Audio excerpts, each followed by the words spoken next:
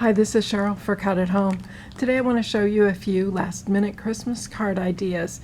If you're like me, you're just a little behind schedule on a couple of things here, and I'm definitely running behind schedule on my holiday cards. I'm typically not one of those people that has them done very, very early. I get them done just in time to send.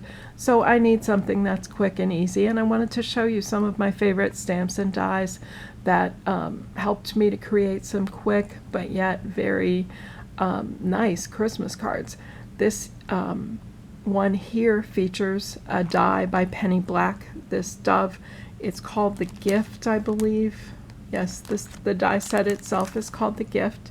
It gives you the dove with the branch in its beak that I've used here. So it's a very simple, cut the dove out of blue, the branch in its beak.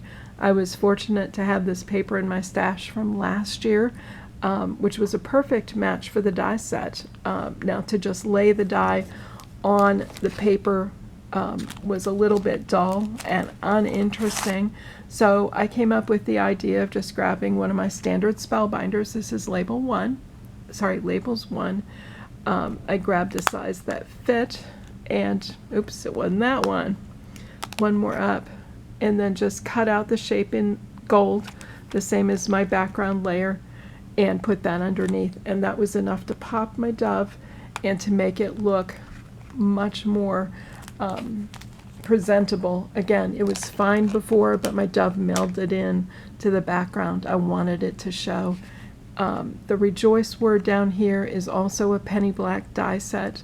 Again, just a quick cut of that gold paper, and it's done and ready to go, ready to mount on your cardstock.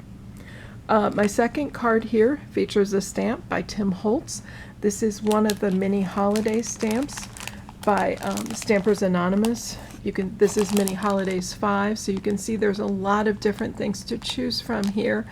I don't know, this guy always seems to make great cards for me, so I chose him to feature just on this simple card. Really more of a guy card. It could certainly go anywhere, but I was looking for something that I could send to a couple of guys on my list. So I started out with some coordinating papers, the plaids. Plaids are so popular right now. And then I found a solid that matched very well in the green and a beautiful green ink that I could use. So I stamped my guy on the green paper, cut it out with my oval shapes, and then inked around the edges because I want this oval to stand out, but I also want it to blend in and to match. And you can see this dark green is sort of a theme throughout this plaid paper. In addition, I added this little Merry Christmas to the bow at the bottom. This is kind of a different sort of ribbon. It's almost like a nubby silk. It's very, very cool. And it just needed a little something, and so rather than putting embellishments on, I thought I'm going to try for the simple Merry Christmas, and I think it's quite effective. These are just those little gold stickers that you see everywhere. I wasn't much a fan of those in the past, but I've really found that they make things a lot easier when you're trying to create a quick card, and they just add a lot of pizzazz. Here's another card. This one features Leane Creatief dies. There's actually two different sets I used here. One has the candles and the other has the holly and pine. Of course, you recognize my gold stickers up here in the corner. Again, a very simple card to do. I love the die sets because they're so complete as they are. If I start first with the candles, I actually have 3 different sizes of candles here. I just focused on these 2, and of course it's got the flames that turn out so nicely. If I raise this a little closer, you can even see the embossed detail on those, which is so cool. Again, make sure you get the embossed detail on your candles so that it doesn't look like it's misshapen and people can see clearly that it's about wax stripping and that sort of thing. Here's the die set for the pine and the holly. Again, everything's here. I just needed to cut one set of pine, one set of all the holly leaves, and one set of the berries, and I had what I needed to decorate my card. I love that about these dies. Everything is here, no multiple cuts and everything else. So it was a quick cut of everything and then begin assembly. Now when I'm assembling these types of things where I've got leaves and branches and things like that, I want to keep some free movement in there. I want to let things pop up a little bit naturally as they want to.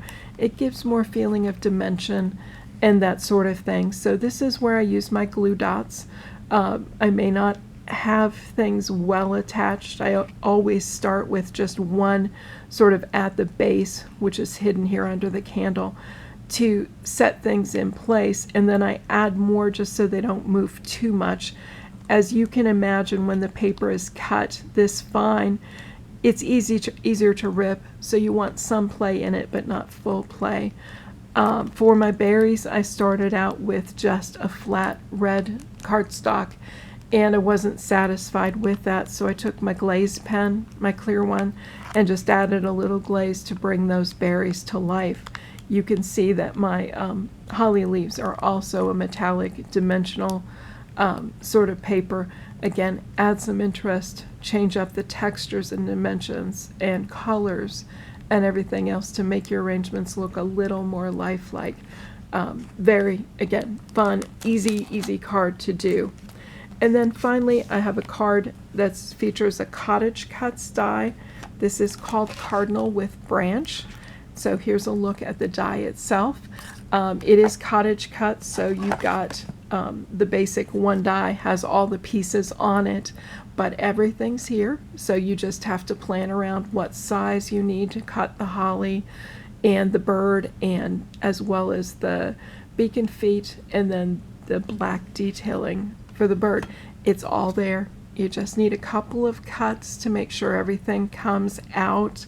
Again, often with the detail that Cottage Cutz gives you, you have to run your die through a couple of times.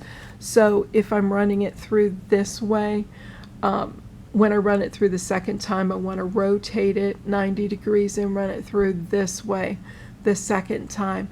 That will give me pressure in different areas, and at least theoretically a better cut. But you can see some fairly detailed areas like right in here where sometimes it's just a little difficult to get that good clean cut, but you just need to persist, make sure you get what you need with that. Again, a fun and easy card. All I had to do was cut the pieces. Here I used my glue dots again to attach it, leaving some of the pieces sort of free flowing. Even with my bird, when I attached her, or cardinal, it is a cardinal, I attached the body in the center, but I've sort of left the head and the tail without any adhesive, and they'll sort of naturally curl up just a little bit. Again, giving me a little more dimension and a little more interest to the card, with a few rhinestones to represent those berries and a quick gold Merry Christmas, that little touch of gold. We're good to go. So easy cards, definitely work for me for my last minute efforts here to get ready for the holidays. I recommend that you look through your stash, see what you have that you can work with quickly and easily. And again, remember, it's the simple stuff sometimes that people see and appreciate most. There's some elegance in simplicity. Good luck with your cards, and thanks for watching. Bye.